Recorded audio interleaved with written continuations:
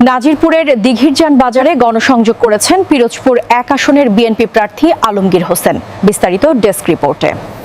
পিরোজপুরের নাজিরপুর উপজেলার দিঘিরজান বাজারে গণসংযোগ কর্মসূচি করেছেন পিরোজপুর ১ আসনের বিএনপি মনোনীত প্রার্থী আলমগীর হোসেন।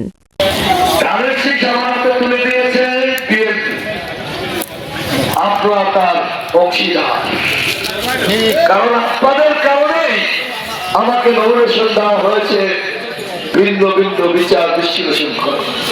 আমি কিন্তু কেউ না, আমি দলে, আপনার দল বিজয় হলে আপনাদের হবে।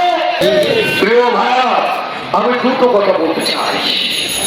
একটি হল, আমাদের পারিবারিক কমিটি গঠন করতে হবে। আমাদের নেক্সট সুরাতে দেখা শয়তানের দুটি রূপ, একটি শয়তানের রূপ আর একটা নেক্সট সুরাতে দেখা। এই নেক্সট সুরাতে টাকা থেকে মা বোনদের রক্ষা করতে হলে আমাদের স্কলাররা যা বলেছে তাও ভোটের বিনিময়ে জান্নাত যিনি শুনবেন তিনি যদি প্রতিবাদ না করে তিনি পাপী হবেন।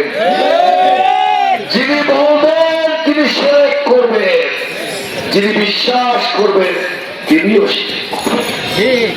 চরমায় বিশ্বাস বলেছেন বেঈমান মুনাফিকদের সাথে থাকা যায় না। আমার বিশ্বাস সবচেয়ে বিশ্বাস বলেছেন রোজা পূজা একসাথ করবেন, পরের গোড়ায় কিন্তু দেখা হবে। তাবলীগের উভয় গুরু আমাদেরকে দোয়া দিয়েছে, বলেছে আকীদাকে বিকৃত করার চেয়ে আকীদাবিহীন মানুষ অনেক সময় ভালো।